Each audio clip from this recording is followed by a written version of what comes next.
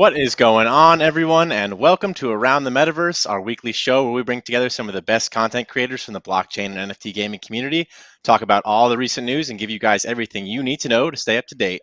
My name's Adam. I'll be your host today, and more importantly, we have a stacked lineup for you guys tonight. We got CryptoStache in the house. How you doing, my friend? Yo, doing it. Another Monday. Lovely day out in the metaverse. I mean, unless you're going to be on Facebook's metaverse, then maybe not so much. Then maybe not so much. We got a bunch of new faces in the house for you guys tonight. We got CryptoWendyO from our one of our good friends. How you doing tonight, Wendy? I'm doing so good. I'm so excited to be on here with you guys and chat about like all the things of the things. And also too, Stache is a really good friend of mine from like day one. And I'm going to be getting some tacos later because shout out to SoCal Tacos. If you've never had tacos from LA County, you need to get some. And that's all I will say. Tacos good. We got Wendy and Stache representing the West Coast out there. We got another heavy hitter coming in for the first time tonight. We got Andrew Wall, head of marketing at Illuvium. How you doing tonight, Andrew? I'm great. Heavy hitting from the East Coast. Are we going to have like an East Coast, West Coast feud? Let's do it. Is that a thing still? Don't bring it. Okay. I am a boxer, by the way. Oh, okay. Never mind. You win. Well, I'm on your side too over here on the East Coast, Andrew. So the tiebreaker is another new face to the channel and host of In the Game, a popular segment on Crypto Banter. We got Hustle in the house. How you doing, man? And which coast are you representing tonight? Doing well. I appreciate y'all having me. And I'm breaking, I guess, the beef in the middle. I'm in the central for now. I'm actually moving out to the East Coast later this week. Whereabouts? So I mean, we'll count that. I'll be moving out to. I'll be out to aforementioned Florida, out to the Miami area. All right, word. So I think the East Coast is beating you guys on this show at least. But we have a great a bunch of topics for you guys tonight. A bunch of stuff happened in the NFT and Metaverse space. So we're going to dive on into that and get all these guys' expert opinions on everything going on. But before we do that, don't forget to like and subscribe. If you haven't already, smash that button to show YouTube we mean business. But let's jump right into things. The first thing we're going to be talking about tonight here is the massive Metaverse taxes that Meta and Facebook are looking to impose on creators here. So if you didn't see, Facebook and Zuckerberg recently announced that they were going to be imposing almost a 50% tax on creators that they're going to start letting produce, digital items in their Horizon Worlds metaverse that they're building over at Meta. And I think the exact tax is like 47.5%, and like 30% is hardware with Oculus, and the rest goes to Meta. But still, compared to things like OpenSea, where you have a 2.5% take on stuff like that, I mean, it seems a bit shocking to us here native in the cryptoverse, right, in the metaverse. But I'm curious to hear your guys' opinions, especially some of you with legacy gaming backgrounds and legacy creator backgrounds. So, Andrew, let me start with you tonight. Should the company that is creating and supporting a metaverse, let's say Meta, let's say not Animoca, I guess, but the folks over at Sandbox, Animoca, but I don't know that they're running the all of the show, right? But should they be able to take such a large cut from their users, whether it be 2%, 3%, or 50%? There's a huge difference between 2 or 3% and 50%. I know. So what I'll say about this is this reminds me of when iPhone came out and when App Store came out. When you're the only game in town, and when you dominate first on the hardware side, and then second, through the hardware, you dominate on the software side and through being the toll booth for a new ecosystem, then you can charge whatever you want. So Facebook is trying to pull off what Apple did when it launched iPhone and App Store. iPhone, when it came out, was the first premium phone ever. And it took years for competitors like Samsung to release their own phones and have them be somewhat comparable.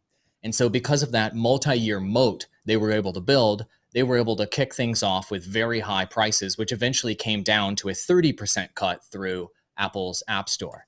Facebook is looking to pull a similar move, and I think that they'll be able to do it. People are like, there's no way people are going to be on board with this. Yes, there is. So they've got 19,000 people actively working on Oculus, developing the hardware of tomorrow. They're way ahead of everybody else in terms of the quality of their hardware, in my personal opinion. And the amount of money they're investing into the hardware side puts them in a dominant position way beyond Microsoft, way beyond Amazon, and all the other tech players out there that are talking about their wink wink metaverse investments. Yeah. You invested $1 billion into Epic for metaverse. Wink wink wink. None of the big tech players are investing in metaverse right now except for Facebook, in my opinion. They're doing legacy gaming investments and traditional Web 2 investments and rebranding them as metaverse. Facebook is actually investing billions into metaverse, and their hardware advantage is going to put them in a position such as inventing the iPhone first. Then once they have the iPhone, in this case, it's going to be Oculus hardware and whatever comes out of the Oculus shop. And then once they have that hardware advantage, they can charge you whatever toll booth tax they want to go through their hardware, at least for a few years. And so, yes, does 50% seem absurd? Yes, but that's not going to be the final price. If they're going to use the playbook everybody has ever used in the toll booth business, you come in with an absurdly high price, and then you come down on your price, and now you're the good guy. We've listened to the community. We've talked with game developers and publishers. We've talked with gamers, and they're telling us that they want a more fair ecosystem for all. So we're going to come down from 50% down to 40%, just to show you how much we've really listened. And they're going to keep that 50% number really high and use it as leverage to negotiate for better content, better games, better talent, all the vendors to come in, and for them to use that as sort of their moat, their multi-year moat, to establish themselves as the number one player in this space. Then, after they establish themselves as the player in the space, after there's massive profits because of the gouging they're doing with 50%, other players will come in copying what Oculus did in terms of hardware, and then there will be a competing centralized metaverse. I don't know who the player is that's going to do that, but there will be a competing one, but it'll be trailing about 3 years. So Facebook knows they can make billions doing this greedy play up front, and there's nothing stopping them. Well, it's funny you bring up Apple in that answer there, because Zuckerberg himself was pretty critical of Apple for having that 30% take in their app store, and here he comes now with near 50, right? And Woo! Hustle. Let me ask you, do you think Zuckerberg is gonna, well, Andrew mentioned he thinks so, but do you think Zuckerberg is gonna eventually back down from this, and the folks at Meta are going to reel this back a little bit? If so, what would you say is a reasonable tax for a centralized metaverse? Yeah, so just to feed off what Andrew said is exactly he's exactly right, and they're going to cultivate the space for a few years, and I think the mainstream adoption that they'll get is definitely there. I think decentralized participants are going to stiff arm it, like us, everyone here on the stream, for example. I don't plan to really participate in Meta unless it's literally just for testing purposes, just to see what it's like. That way I can just at least advise people on what the experience is. But, from what I know, I believe Facebook bought Oculus. They didn't even invent Oculus, right? So, Apple came in and they cultivated the whole entire industry. They also came in and they perfected, I wouldn't even say perfected. I mean, Windows has their advantages, but with the sleekness and the design of MacBooks and, Mac devices, they're very, I would say, technologically more advanced than a Windows computer as far as appearance and application goes. So when you take a look at other trees and other tech companies, I do believe they'll come in and take over. As far as the taxes, I think they have to cut it back, or else, once again, the decentralized participants will see what's going on with it, that it's a money grab. And I think the money is to be made for them. But the same thing as social media, I do think participants will come in after and actually perfect what they did, like with Twitter, with Twitter overtaking Facebook over time, for example. So I see a lot of competition. I see the runway there for Meta. And I do think, yes, they have to cut back the taxes or that just won't work. Yeah, I mean, we'll see how it starts to play out, right? As things kind of start to roll out, they're going to allow a select group of creators to kind of start producing digital products and selling them there. In Horizon Worlds, their metaverse that they're working on. CryptoWendyO, let me ask you this. This tax is like while they're selling the digital items, I don't even think that this is before you actually pay taxes in real life, like on profit you're making from the stuff you're selling in Meta, right? So like I mean, it seems really like a hard running uphill essentially to make a profit in this. How do you think that this is going to affect creators' abilities to like innovate and make new experiences, new digital experiences within Horizon Worlds? Well, this is the thing. They're trying to be like California. California literally has the highest tax like ever anywhere. Like, I don't care what you say, I don't care where you're from. California is so expensive to live. So I don't like this high tax. I think it's absolutely ridiculous. From a business perspective, when I do business with people, because I do marketing, consulting, all types of stuff, when I look at it from a business perspective, I'm like, okay, great. I can make a lot of capital here, which is good. But if I don't also instill ethics, and if I don't think about the underdogs and the little guy, and I impose this really, really high price, then am I really doing a service? And you also have to take into consideration other cultures. There's specific cultures that are very, very loyal. And if you take good care of them, then they will stick with you forever. They use word of mouth. There's all different ways that they're going to communicate. So the fact that they have this really high tax, I think it's a bad thing. I think that they can still make money other ways because they have more money than God, let's face it. But as far as them doing this tax, they can because they're Facebook, they're Meta. It makes sense for them from a business perspective. Ethically, though, it doesn't make sense. And long-term business-wise, it's a very bad model in my perspective. For creators, you're going to get a string of creators that are going to use use Meta for this. But after they kind of dive deeper down into the space and see all these other really great options that they have, we're going to see these creators that may be really good leave Meta and go to different platforms for a better experience, especially when the cost is so high. But there will be some early creators that were able to get in and do really well, so we'll see them stay there. But at the same time, to me, it's just not a sustainable model. I don't think it's good for creators, and I think that Meta is kind of they're copying a few other centralized platforms for creators, and they're just taking advantage of us. I will not be using it. I don't appreciate platforms that do shady things like that, because you also have to remember, in addition to charging such a high price, they're also taking our data and they're selling that. So they're making money on the front end and on the back end. But when they're taking our data and selling it, it's done a lot more shady because a lot of people just aren't well versed enough to understand, hey, this is what's happening and this is why it's bad. So overall, I think it's a bad idea. I don't like it, but I'm not surprised that they're doing it. Yeah, I couldn't agree with you more, Wendy. And it's funny, more money than God. Zuckerberg's, spinning in his chair right now after he heard you say that. But what's he on the list, right? I think Elon's giving everyone a run for their money these days, right? But Stache, let me get to you with our last bit on this segment here, and going off kind of what Wendy was starting to say about people leaving, trying out Meta first and leaving to find better options out there. Do you think Meta and Horizon Worlds is going to be able to compete with, say, crypto native metaverses as they begin to scale, and they extract significantly less value from their users? Are there even going to be any competition there? So first off, PC Master Race, we'll get that out of the way. And then second is, I agree a lot with what Andrew was saying, but the problem here with that model, and most everything you said was right, but the problem here is the comparison of the iPhone to this metaverse, right? To Facebook Horizon. The iPhone was a killer app that changed things drastically in a very productive direction. Now, I don't feel like when we have this big launch of Horizon Worlds, and greater tech, greater hardware, better software for it, that it is really doing that. It's not filling a gap that we have, a need that we have that is so great that people are just going to just flock to it, right?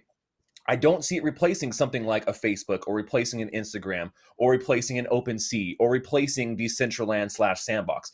I don't think that we're going to see everyone just be like, oh my gosh, now that we got this, yeah, we want to go jump into Horizon Worlds. We want to play Facebook's Metaverse game. That's what everything's going to be about. And so you talk about, okay, well, they're going to be taking a lot of money. That's probably the reason why, because they know that they're not going to get a ton of people that are going to be on board this at the beginning. We're still so early when it comes to the concept of metaverse and why people want to be in there. We don't have I would say, a good enough reason at this point, right? A lot of people look at it as like a gamification of average everyday life, but there's still something missing. There's still that killer component or that killer app component of the metaverse and what they're doing that is still missing. And I would say that's kind of the same with some of these other platforms. Obviously, if you put a focus on gaming, I think that we'll see that being a predominant use case of the metaverse here, because that's kind of what we've already seen when we talk about the history of a metaverse in general. Metaverse is not a new term. It's been around for a long time. It's just now people are kind of waking up to it because somebody as big as Facebook starts using it and slinging it around like they're, big cock here in the room. And, they got a lot of money they got a lot of money to be able to swing it around, but that doesn't mean that it's going to be adopted, right? So I think that's the kind of the biggest key piece here is that why? What is the incentive for people to go in and do this? Is it gaming? Well, I mean, if it is, then you got to look at you're going against titans like Minecraft. You're going against titans like Roblox, right? And that's an uphill battle for Sandbox and Decentraland as well. Any of these decentralized style metaverses are also going to have that same uphill battle. And we're seeing a slew of different metaverses. Everyone's saying their project is a metaverse. And so I think that, there's going to be tons of competition. But once again, what are you competing for? Competing for what? Users to do what? And so that's a big thing is that, for a metaverse to be successful, you need to have users. You have to have users. Can I respond really quick? Yeah, go for it. Get in there. I want to remind you that when iPhone came out, you said the iPhone was the killer app. I hear you. But when iPhone came out, it didn't have anything useful other than it being a phone, a basic suite of apps like calculator and camera and things like that, and text messaging, and then a nice interface.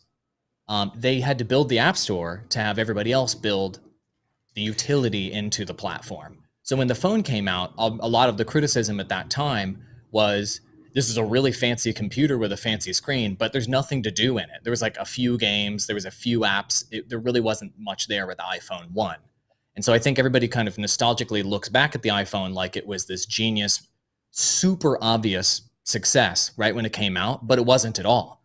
People thought to themselves, well, why don't I just use a phone booth? Why don't I just use my existing phone? Why don't I just use my answering machine? Why do I need this? I have regular mail. I have paper I can keep track of things on. Right. I have a The Palm BlackBerry. Pilot. I have I my was one of those BlackBerry. people. I have all of these things already that do everything this phone promises to do better. So why do I need these applications? So the point is, it's all about what apps onboard into the ecosystem and whether that will make it or break it. The hardware perfection, I feel that Facebook is going to make the best piece of metaverse related VR, AR, whatever it is, hardware, Well, because they're investing the most money. They might. They're the strongest horse in the race. We don't know for sure. And so their leverage to get the best apps in, the best applications, the best games is this insane cut and their massive reach. And so I think that they are going to go out to major game publishers, even DeFi projects, Illuvium, Star Atlas, Sandbox, whoever, and they're going to offer some pretty attractive looking deals where they can offer lots of advertising on their platform. They can offer lots of users, but they'll take a smaller tax initially, and then a larger tax later in exchange for offering exposure to billions of users. And if they make Meta Facebook in particular, and Instagram, more DeFi project, more crypto gaming friendly than YouTube, Twitter, Amazon, and all the others are right now, which they aren't very friendly to crypto gaming right now at the moment. Yeah. And they're more friendly earlier, then I think that value they could offer these projects is something you can't ignore. So just wanted to throw that out there. iPhone was not a success when it launched initially. It became a success with iPhone 2, 3, and 4. And once the app ecosystem blew up, then iPhone became unstoppable. Now I would argue against that a little bit. And what I would say is that what it really did was it put a browser in everybody's pocket. And so once again, when you talk about, well, what was a killer app? That was it. You're right. It wasn't that there were apps there. It was the fact that you could access the internet in a somewhat still clunky way, but on the go. And whereas people didn't know that was going to be maybe huge then, it still had a purpose to fulfill things in a very near future. I don't know that the metaverse has that potential right now. Like I would say in that same span. Like, so we saw in like almost about 5 years or less, going from nobody having a smartphone to a large majority of people here in the U.S. and in developed nations having smartphones, right? So I think that really was the big killer app, is being able to have that internet browser on the go. And like I said, I think you're right. I think Facebook probably will build the best hardware. I think they probably will build, something that will be very attractive to people. But it still needs to be something that it needs to be a horse that people want to ride. You can have the best horse out there, but if nobody wants to ride it, and it's not fun, and there's no real purpose to do so, you gotta build that in. And the fact that people wanted to access the internet more and more and more, that made it easier and gave them a purpose to want to continue to do something like this. And obviously making things easy is great, but and Facebook is I think done a decent job at that. They're definitely no Apple though, and that's definitely another thing we got to take in consideration. Is Facebook is definitely no Apple. So. One really quick. First thing, meta your meta if you want to meta, number one. Number two, Facebook already has the users. So not only do they have the capital, but they also have the users. So it makes it very easy for them basically to push out almost any, let's face it, everybody and their mom uses Facebook. Your abuela, like your auntie, like whoever. Right, but that's the point. It's your mom using Facebook now. Nobody else that would be using AR, VR technology is using Facebook anymore. So their users are all 50 plus. So it's like, well, okay, we have all these users. Are they going to jump in the metaverse? Do they have a reason? They don't. Well, I actually haven't. I've seen. I don't know if this is appropriate for the show. I'm on TikTok a lot. I have seen spicy content creators have their own pages on Facebook, and that's how a lot of them were able to get an audience and push it to the proper platform to make additional income. So my point is, even though they might not necessarily have that audience base, if a creator is smart and knows how to funnel properly and knows how to market, they still may be able to do well with a meta project because Facebook does have the audience. And I know from a marketing perspective, I know Andrew's probably like, well, this maybe doesn't make sense, but it does. But if you have a group of people and you're introducing a brand new product, you're still going to get people that are going to use it. I mean, they literally, like, Facebook is one of the largest social media apps. Like, everybody uses it. So I feel like they do have a hit. Like, I feel like they do have a little bit of a head start. And if they market it properly and they do it to where they understand the different cultures that are on there and they do it the right way, I think that it could do well. But who knows? No, you make. We'll see how it shakes out. And speaking of it, I like your horse analogy, I guess, Stache. There are going to be a lot of horses to choose from, right? And I think we have what the Bored Ape other side metaverse is launching in like 5 days or something like that. Yeah. So we'll see how that plays out. In terms of the horse some people are going to want to ride, right? And then in other news, moving on to our next topic here, another project developing a metaverse and giving Bored Ape Yacht Club a run for their money in terms of like the most notorious, I guess, IP on Ethereum right now is the Moonbird collection. And what we're going to be talking about here is a little bit of Moonbird madness taking everyone over. And it seems like, if you haven't heard, this collection popped up out of nowhere. I think their floor is at like 33 Ethereum right now. They minted for 2.5. And it's only been a matter of days, maybe about a week or something like that. And traditional, kind of along the same lines as Bored Ape Yacht Club. I would say, in my opinion, even less quality art than Bored Ape Yacht Club, with these pixel owls that kind of came out. Access to a social club, promise of a metaverse, and exclusive holder only events. And already tons of volume. $500,000 single sales going on, things like that. And I want to get your guys' opinions on what it is that makes these types of NFTs valuable, and NFTs, I guess, themselves valuable. So CryptoWendyO, let me start with you on this one. What would you say is it about these NFT communities, right? These groups, these collections that, let's say, pixel art or kind of doodles, let's say in the Gary V collection's case, sell for millions of dollars? Clout. Very simple clout. The fact that you can get, so let's take a look at the whole Supreme scenario, because Supreme used to be big, like in the 2000s. People would freaking wait. They would wait in line to get that Supreme hoodie that just dropped. They would wait they would set alerts on their phone and they would wait to get that drop so they can go ahead and resell it. People are attracted to money, which is so bizarre to me because I'm not necessarily that person. But the fact that you can buy this this piece of artwork and it's worth so much money, it makes people feel a part of. It makes them, when you're talking about people with money and the whole money culture, people want to be a part of. Why do women buy the worst looking Louis Vuitton bag ever? Because they own a Louis Vuitton bag. It's $2,000 or $1,000. It was one of the cheapest ones, but people buy it for that reason, because they want to fit in. They want to be part, I don't want to say part of the herd, but they want to kind of be a part of. But me, when I look at NFTs, I'm looking at the technology in a different aspect. I'm looking at like actual ownership, like how it can help musicians, how it can help creators, like how you can actually own your artwork, different authentication, different type of stuff. So when we see this stuff like the Moonbirds, I get it. People want to be a part of a community. They want to be around other people with money, and they want to feel like they fit in. So I get it. And I don't necessarily think people are buying the Moonbirds or the Bored Ape Yachts or the Mutant Apes for the aesthetic. I feel like it's the aesthetic of being able to fit in with a community and feeling like you're kind of part of. And when we saw the panorama, what that did to society is it completely broke everything up. So let's say you had like a tennis game that you went, or hockey game that you went and you played monthly or weekly or whatever. I'm sure that Stache can relate to this because he's in a band. And during the panorama, you weren't necessarily able to go be with your buddies and to play music together and to get that vibe. So I feel like because of the panorama, it kind of really put everybody online. And I know, like, when I watch live music on TV or the internet, it's not the same vibe you get when you're actually with someone. So people are looking for communication. They're looking to be a part of and to relate. So if you're a part of this big NFT drop, it's like a cool thing for people. So I feel like that's why we see projects like Moonbirds do so well. I mean, do they have good utility? You can debate it. Is the floor price going to sustain? You can debate it. It kind of really depends. But at the same time, it's just a very interesting way that we're seeing society kind of socialize, but it's in a different aspect than what we're used to doing in real life. Yeah, I completely agree, and it's funny, with Moonbirds, right?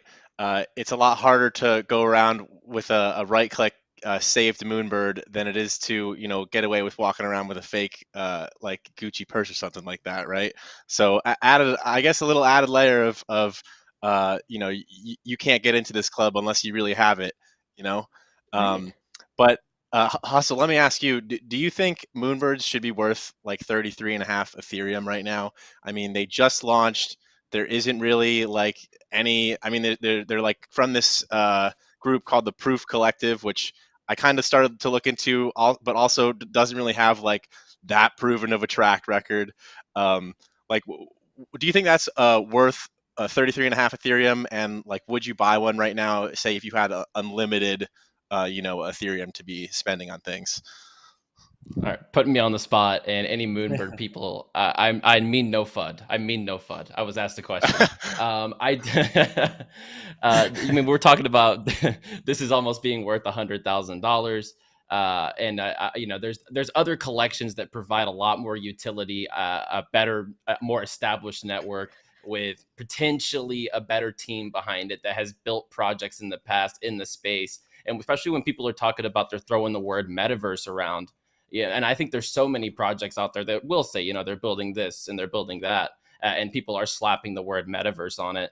But unless they have built something in the past, or they do have just unlimited funds to just throw at top tier developers to be able to build them out something, and regardless, that's going to take time. We're talking about a 31.8 Ethereum floor right now. I don't know that it's worth necessarily that at this point in time. We'll see long term where it goes, for example. But it just really depends on what they bake in for holders. We all know where the NFT space could go. And, I think long term, obviously, NFTs will be driven into land ownership and your house ownership. You can verify it. And then you can verify your car ownership as an NFT. I think that eventually identity theft could be solved through, verifying your identity on the blockchain, because then people cannot steal your identity unless they extract you of your seed phrase, for example. So it would actually cut down on a lot of theft that's going on in the virtual societies out there. So I do think NFTs will move towards that. But as far as what Moonbirds provides, I don't know that it's necessarily worth the price point.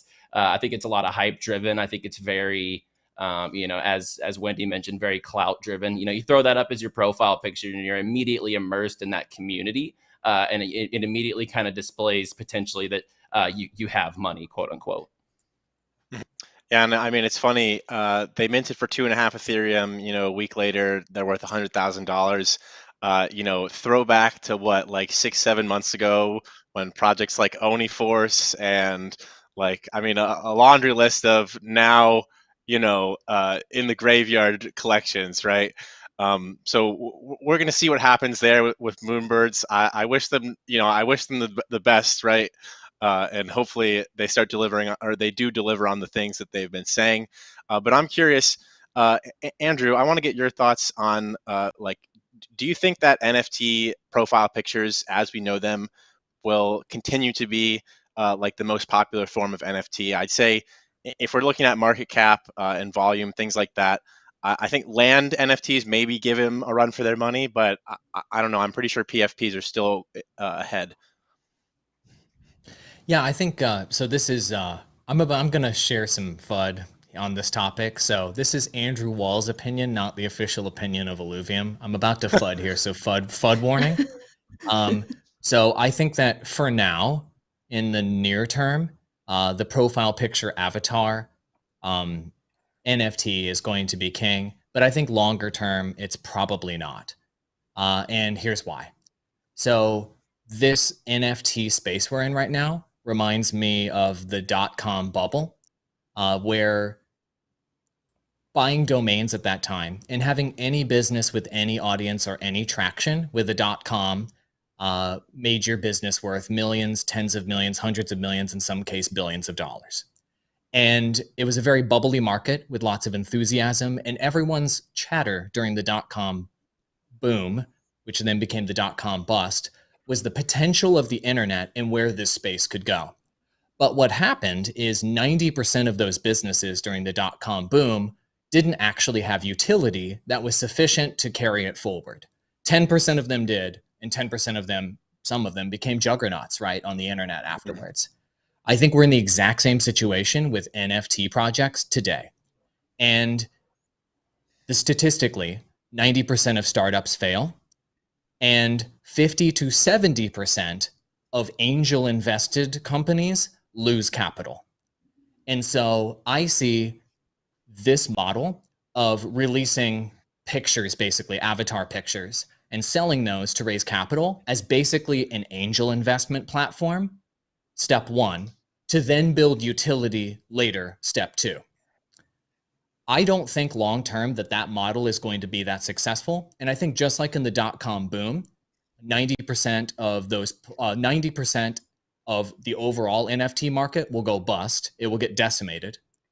And in this angel invested space, like this project in particular we're talking about, Moonbirds, they have a 50 to 70% chance of failure because they're like an angel investment and they will likely lose capital. So the entire burden of the project now that they've raised all this money is to then build utility, go from step one of selling the NFT to step two, building utility. Long term, I don't think that is as sustainable or is as practical or as high probability of success as switching it the other way. I think the better model is starting with step two, which is figuring out what your utility is, figuring out what your project does first, building an organization, processes, and building a product or suite of products first. Then once you've got all that infrastructure built and you've got it like let's call it a real business, let's call it, whether it's a DAO, a project, et cetera, you build the utility first. Then from that, you sell the NFTs second. I think that building the utility first and building the project first and building the infrastructure first is a much more solid strategy than just getting funding and then hoping it works out in the end. So that's, for example, Illuvium is like that, right? And I think games in general are like that, not just Illuvium, where they're building a game first. They're building the infrastructure, the development team, the intellectual property, the concept, the decks, the insert suite of products, stack of technology first. Then they'll sell NFTs based on that game that already has utility or games that already have utility. I think that long term, NFTs that are yielded from games will be by far dominant in the market in terms of the number of NFTs in the total market. I think right now, and people are going to hate me for saying this, and I am a DeFi and NFT head, and I love this space. I think the whole avatar picture NFT purchasing trend is truly just that, and we're in a bubble that's going to pop. And I think that Some of those will retain value, potentially Moonbirds or other mega projects that have received lots of funding, but only because they received an insane amount of funding up front that they have a relatively long runway to then figure out what the business is at that point. Mm-hmm. And if they don't squander that money and they come up with something decent, maybe they can come up with 1 or 2 concepts before they run out of money and go out of business. So longer term, build the infrastructure, build the utility first, then sell the NFTs, not sell the NFTs and then maybe figure out how it works out after that. I think that that's a failing model with an extremely high probability of failure. I'm sorry for the FUD. I'm sorry I have to burst everybody's bubble, but I like to look at history to inform what's happening today. And history doesn't always repeat itself, but it does often rhyme.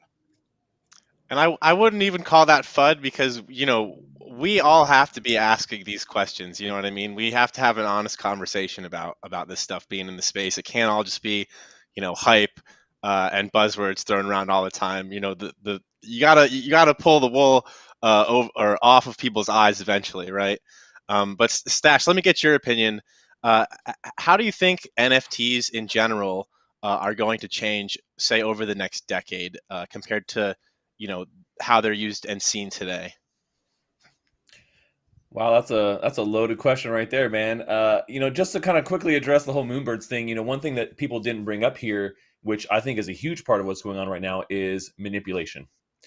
There is massive market manipulation out there, projects that will wash trade their NFTs to pump them.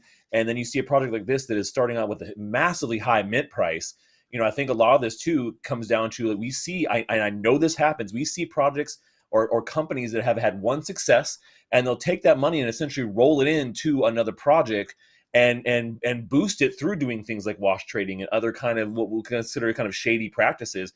Now, I'm not saying that's what happened here with Moonbirds, but then you look at how many other NFT projects have launched in the past 6 to 10 months that have the exact same utility, the exact same style of community, the exact same shitty benefits that they say they're going to get, and the same empty promises. And why didn't those go to 33 ETH right away? What is it? What's the reason for that? Why is it really the community is just so strong? I think it's a bunch of bullshit. I think there's a ton of manipulation going on behind the scenes, and that's what I'll say about that when it comes to what's going on recently. Right now, as far as the future, I agree with Andrew. I've been bullish since the beginning on gaming and NFTs. I think that is 100% going to be the biggest use case for NFTs over the next 3 to 5 years. A lot of the gaming companies haven't woken up, but they're going to get there. And, I think that we're seeing some of these, crypto-focused companies going to be taking the forefront for another year or so. But the big guys are going to come eventually. They're going to see that this is the next evolution. So I really do think that we'll see NFTs invade the gaming space, entertainment, I think in general, out as a greater, kind of umbrella. We'll be using NFTs more and more and more for more ways to engage their audience on that kind of level, right? On a personal and collectible type of level. And then eventually I think when you talk about decade, in 10 years from now, I mean, that's a significant amount of time. I mean, NFT technology could easily be powering a lot of the systems we see today that are keeping track of unique items, right? Anything unique, this NFT type of system and technology could be used to keep track of that stuff in a more efficient manner. And it doesn't have to be something you really even see. It's not going to be like, oh, I have this cool wallet, it's NFTs. Like, it's just going to be used. No one's going to talk about it. It's not like people over here are still talking about like, oh, HTTPS technology is the latest, coolest thing. And you guys got to talk about, like, it's just I'm part talking of about it. I'm talking about it. Are you referring... Are you referring to like digital ID? So instead of having a plastic driver's license, that's an NFT. Sure. Instead of owning the deed to real estate, is that what you're referring to when you talk about unique items and that's not like a sexy NFT in your wallet? Right, exactly. Yeah, finding ways to be able to just increase the efficiency of existing systems using NFT technology in the background. No one's going to be, oh, it's an NFT. It's just going to work like that. It'll be obfuscated. People won't see it. It's just like your TV. Everyone people have smart TVs now. Like, do you know how those things work? Anybody here know exactly how a smart TV works? No, nobody knows. Nobody cares, man. They just know that it works better. They just know that it works better, and that's what NFTs are going to do here in the long run. I know how to make really good sandwiches. Okay. Perfect. If you can put that unique trait on the blockchain as a utility of 10K avatars and everyone gets a sandwich, then I think you're golden. Yeah, that's all the utility you need to tell me. I mean, what's 8 Ethereum? Take my money. That's worth uh, at least 25 ETH right there. all right, yeah, Beef I mean, sandwiches is about to drop. She's just promoting Yeah, it right it's now. coming now, these coming soon next week. sandwiches. No, but I couldn't agree with you guys more. Let's hop into our last topic here in another big one that has been kind of isn't, I guess, breaking news, but is still something important to talk about as we're kind of seeing things develop, and with the actual play to earn rollout coming soon. So Axie Origins. Axie Infinity recently launched their Origins update, or their Origins Alpha, where they made some pretty significant changes to the game ecosystem or economy. It's currently in alpha, so it hasn't really gone live in terms of SLP being earned, and the new systems actually having an effect on the economy of the game itself. But we're doing a bit of a test run here, and I want to get your guys' opinions on how some of the changes they made are going to affect the game in the long run. So one of the first things that they did, or one of the things that they're doing, previously, to play Axie Infinity, for those who might not know, you had to buy 3 Axies, right? And I'm not sure the price of them right now. It's a little bit lower because we're in a bit of a lull in the market. But I mean, I would say I don't think Axie is going anywhere, and I would say gaming is going to go through at least another couple cycles of inflated pricing over the next few years. So people were spending at least $1,000 to get started in Axie Infinity maybe a few months ago. Now it's probably more like 100, 200, something like that. But still more than you're spending on your traditional game at GameStop or on Steam.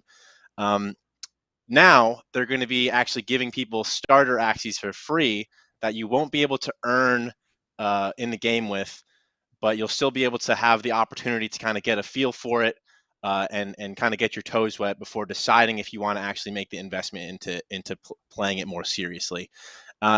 Andrew, let me start with you on this one. Do you think the addition of starter Axies is going to get more people playing the game?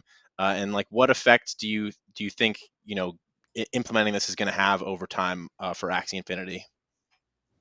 Got it. Yeah, I'm happy to answer that. So I need to caveat with that with I'm incredibly biased. I'm literally marketing a competitor game, Illuvium. So, keep that in mind. That being said, FUD alert. Bring it. So I have, because you brought this question up, I did a lot of research on all of these changes. I chugged about 30 videos on it, and I really wanted to understand how they've improved the gameplay and the onboarding process for new players. I think all of these gameplay changes are positive for the most part for the game. They are needed changes, and the sentiment seems to be relatively positive around these changes. Starter Axies makes a ton of sense. For me, that's not the real story here with Axie Origins. So in my research process, I looked at every Axie Infinity video that's out, their official videos, and all of the comments are about earning. So it's about people talking about how whether this is going to fix the earning or not. Even in this conversation, the conversation is about, will this fix SLP? And it's because people are playing Axie for the earning primarily, right? Not for the actual game. And so you have to focus on maybe the gameplay improved slightly with this change and it's positive. And I hope that Axie succeeds. But the underlying issues with Smooth Love Potion token still exist, which is it's a hyperinflationary model where they're still giving away tons of value from that token in an inflationary way. They've unfortunately kind of built a Fed money printer into the economy. It's not an accident. It's like an actual feature of the economy where SLP token is just meant to be printed and printed and printed and printed. And so no matter what gameplay changes occur here, whether they are positive, and I think they are positive in this case, or not, you've still got the money printer going on in the background, inflating the supply of SLP and decreasing its value. And just like literally every fiat currency that's ever existed in humanity, the more you inflate the money supply, the less valuable the currency becomes. And all fiat currencies, for anyone that's a student of history, all fiat currencies go to zero because you can inflate them.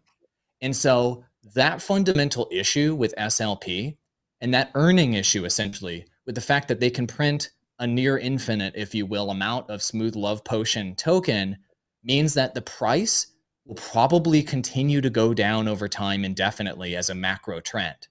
I was looking at the token price when they dropped Axie Origins just to see if there was market interest, and they did get a boost at market interest at that point, but then it fell another 50% after Axie Origins dropped. But I understand that the earning changes have not yet been implemented.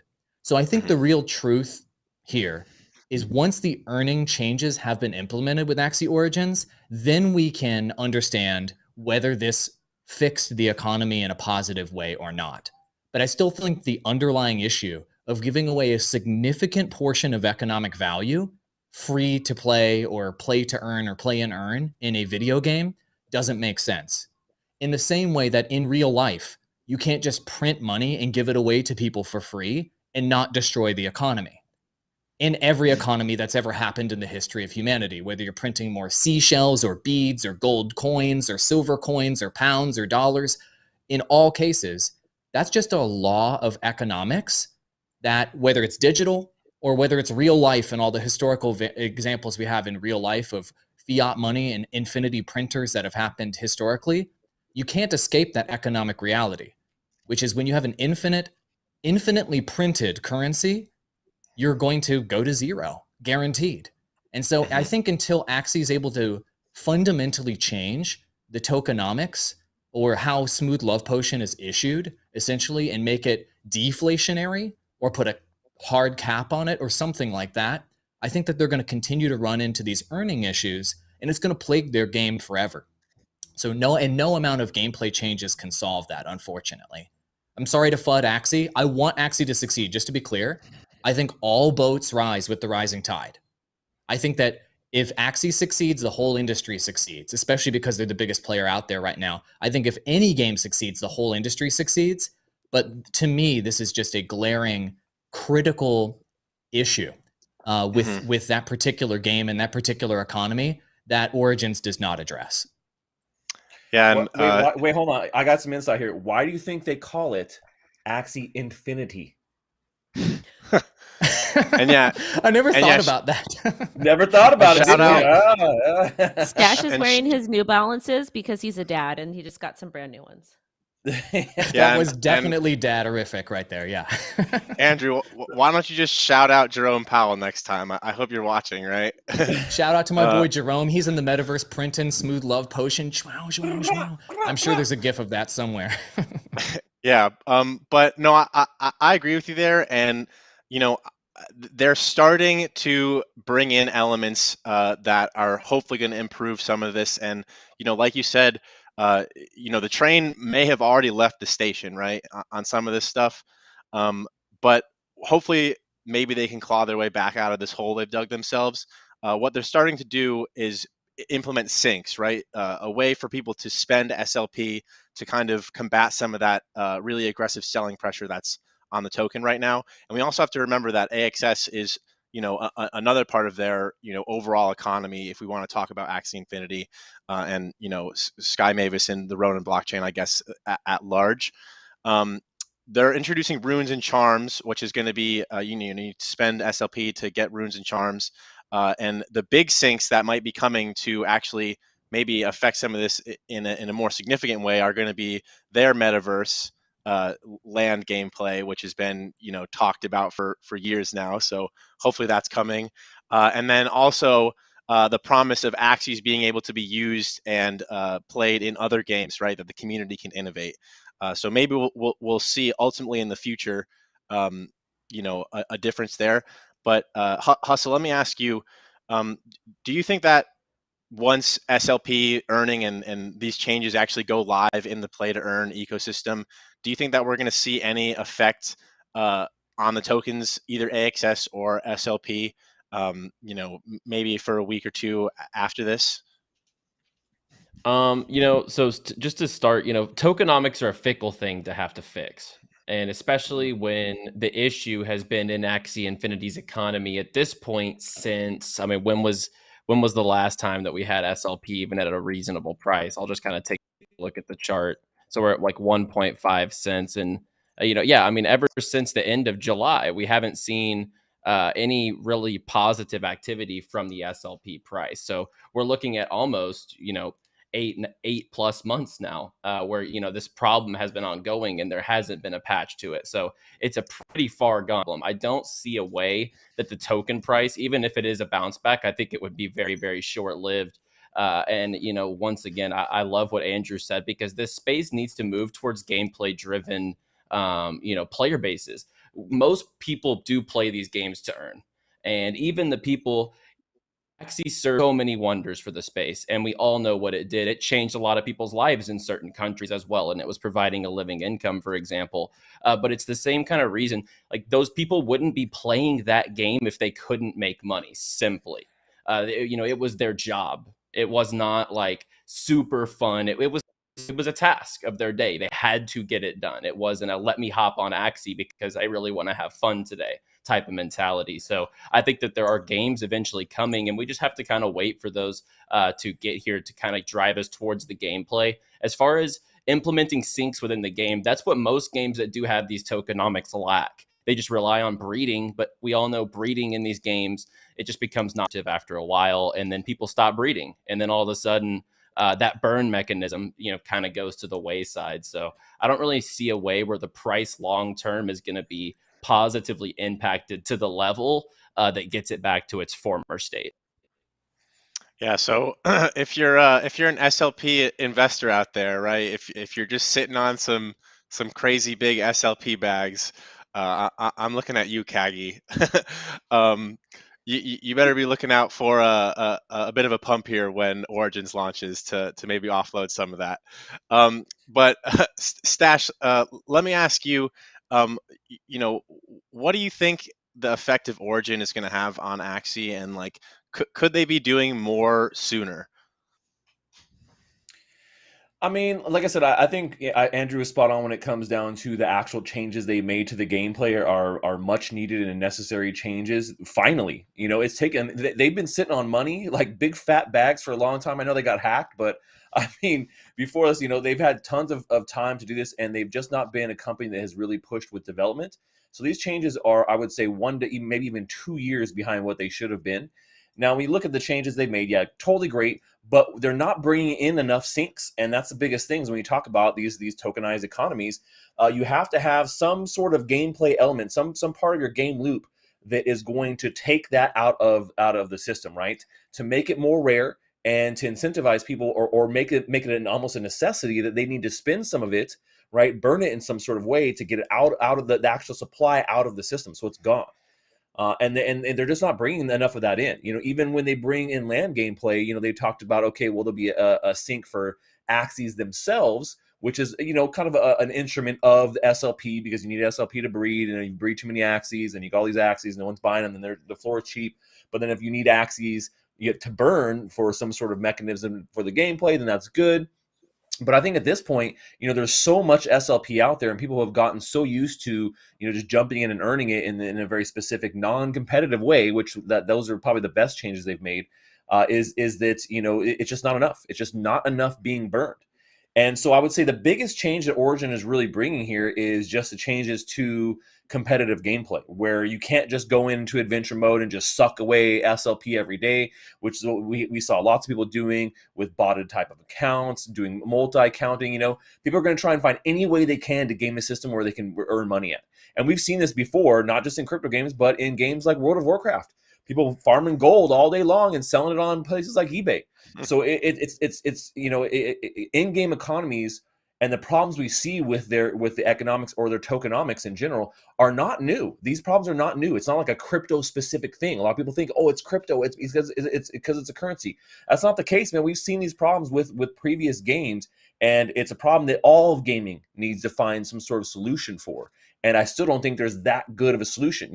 People jump from game to game to game, and that's just kind of how things go. So I think Axie Infinity, whereas they've had some good success here in the beginning, I think that, they're, in my opinion, they're kind of in somewhat of a downward spiral at this point.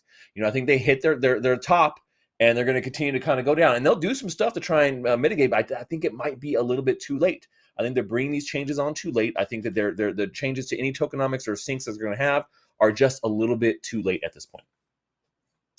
I Why don't they mean, put a max supply on SLP? I mean, with Infinity, with no, I mean, correct me if I'm wrong, there's no max supply. That would be a great Axie starting Infinity, point. baby. I don't know. Axie Yeah, Infinity. AXS does. So they definitely stepped up with AXS when they created that, kind of like what the utility was going to be and how it was going to work and other things like that. But I don't think it's enough, really. Well, I mean, I don't know. We're going to see how it plays out, and I hope that Axie Infinity sticks around. I mean, it wouldn't be a good story for play to earn gaming, or I shouldn't say play to earn gaming because I don't think that's what it's going to continue to be. It wouldn't be a good story for blockchain gaming to have one of the first, significant movers in the space fail over time, right? And CryptoWendyO, I want to get your opinion on that specifically too. Um, I'd even say that we haven't really yet seen a proven success of a blockchain game's tokenomic model, right? For in-game earning in any situation, right? There are some, we're going to start to see people testing things and it playing out over the next few years here. But do you think that these failures or these potential failures are going to kind of make it so that traditional gaming studios don't want to get into the space? Okay, so first off, I don't know a whole lot about Axie Infinity because I'm more of a Gala maximalist. So I absolutely love Gala. I got to shill them. Gala Anyways, got though, its own problems. yeah, but the thing is, though, the thing Hey, they is, were talking about their chain the other day. this is the thing. And Andrew broke it down really well. And I'm actually glad that he said it because I say this all the time. Every single freaking crypto project and NFT project, I want to say Bitcoin's got its own issues. We won't even talk about that. Every single one of these projects, they're all startups. They're all entrepreneurs. They are not guaranteed to make you money. They are an investment. They are a risk. There's a risk with everything. So we have all these projects. They have all these great ideas. Some of them are scammers. Some of them are copy pastas. Some of them are not the best. But I generally think that most people in the crypto space, when they create something, they're trying to do something really dope. And unfortunately, with entrepreneurs, most entrepreneurs fail. And it doesn't mean the person's a bad person. It doesn't mean they're not trying their best. It's hard to wear multiple different hats and excel. So all these failures that we have in the NFT space or the play to earn space, I don't think it's a bad thing. I'm actually happy for it. And like on my show, we advocate profit taking. I don't care what you've invested in. You make a moon bag, you remove your initial investment, you remove profit, you create a bullish plan, you create a bear plan. You are mitigating risk. And the reason why you want to mitigate risk is because you might love Axie Infinity, you might love Gala, you might love Illuvium, whatever it is. But at the same time, it's still a risk. So if you're not being responsible and utilizing risk management, like you're literally putting money into vaporware. That's what all of this stuff is. You're putting money into an idea that it's going to do well and you're going to make money. So I always want people to practice risk management, but I love, like, even with the failures, I think it's a good thing because it's adding positive competition in the market. So a brand new project could be like, you know what, Project X didn't do X, Y, and Z. Project Y didn't do A, B, C. So let me take their points of failures and let me create something really dope. But when we're talking about the tokenomics of play to earn projects, it's kind of complex because when we talk about, like, let's say you play a video game and you're earning cash for that, or you're playing a game of dice or a game of poker, you're playing generally with fiat. And there's a set amount of money that people are comfortable with playing with. So being able to find that sweet spot is going to be very complex. And I think we're going to see a lot of failures along the way, but it's not that people are going to lose money, which sucks, which is why we do practice risk management. But at the same time, I think it's good because I think there's going to be one project that's going to do it a little bit better than the predecessor. So I think it's a good thing to have failures, because if you're not having a failure, then there's something that's happening internally that nobody's discussing that's actually going to end up becoming a very, very big failure. So that's what I want to say.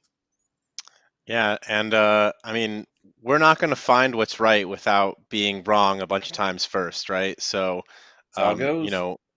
like Andrew said too, a rising tide lifts all boats too.